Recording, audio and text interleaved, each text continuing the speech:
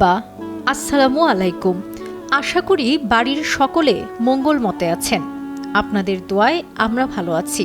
এতদিন ধরে খুব ব্যস্ত ছিলাম বলে চিঠি লিখতে পারিনি। অবশ্য এখন আমরা সৈনিক, তাই সৈনিকের ফুরসত কোনোদিন হয় না। আম্মা কিরূপ আছে? বুজান, দুলাভাই, ডলি বুজান কেমন আছে? আপনারা বর্তমানে কোথায় আছেন?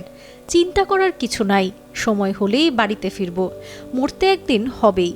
মরার আগে যেন 10-20টা পশ্চিমা জানোয়ারকে খতম করতে পারি, এই দোয়াই করবেন। আমাদের মতো কত ভাই প্রাণ দিল এবং এখনও দিচ্ছে।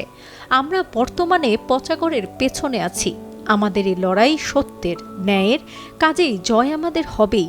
দৈনিক 2-4 জন পাক ফৌজ মরতে আছে। ইতি রবি। চিঠিটি 71-এর শহীদ বীর মুক্তিযোদ্ধা হারুনুর রশিদ রবির। চিঠির ভাষাই শেষতক সত্য হয়ে ওঠে। বুকের তাজা রক্ত ঢেলে দিয়ে রবি সেদিন যে পতাকা তুলেছিলেন তা আজও উঠছে। তবে রবির কথা কজনের মনে আছে সেটি এখন বড় প্রশ্ন।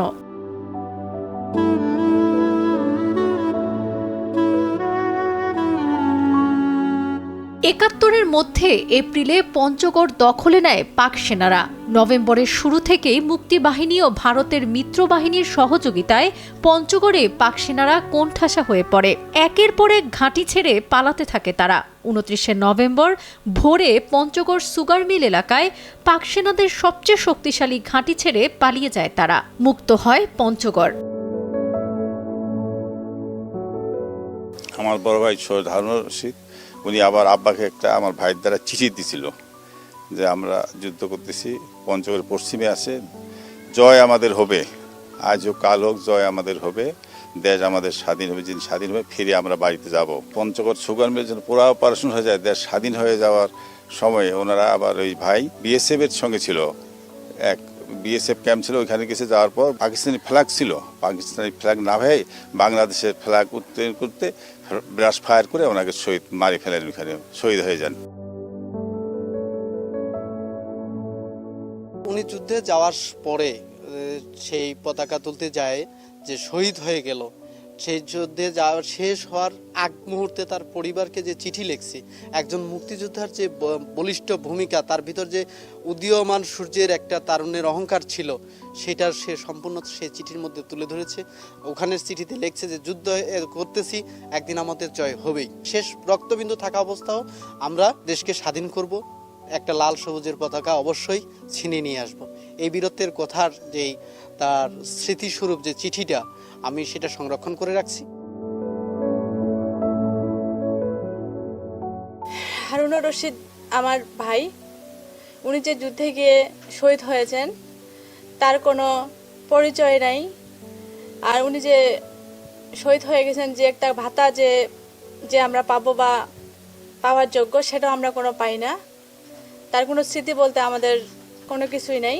উনি তো দেশের জন্য যুদ্ধ করছেন, শহীদ হয়েছিলেন। উনি যুদ্ধে যে আপনার গিয়েছিলেন, তার হাতের লেখা চিঠিপত্র এখনো আমাদের কাছে আছে। সেই চিঠিতে উনি লিখতো, আমার মাকে লিখছিল যে বুজান আমার জন্য দোয়া করবেন, দোলা ভাই কেমন আছে, বাবা মাকে বলবেন যেন তারা চিন্তা না করে, আমি যদি মরি পশ্চিমা কয়েকটা জানোয়ারকে নিয়ে যেন মরতে পারি। হারুনুর রশিদ আমাদের হারি ভাষার কৃতি সন্তান। 1971 সালের মুক্তিযুদ্ধে শহীদ হন। ওনার কৃতিত্বের কথা আমাদের নতুন প্রজন্মে কেউ জানে না। তাই আমাদের অনুরোধ থাকলো যেন নতুন প্রজন্মকে জানানোর জন্য পাঠ্যপুস্তকে হারুনুর রশিদের কৃতিত্বের কথা অন্তর্ভুক্ত করা হয়। তরুণ যোদ্ধা হারুনুর রশিদ রবি সুগার মিল এলাকায় পাকিস্তানি পতাকা উঠতে দেখে পতাকা নামিয়ে জ্বালিয়ে দেন।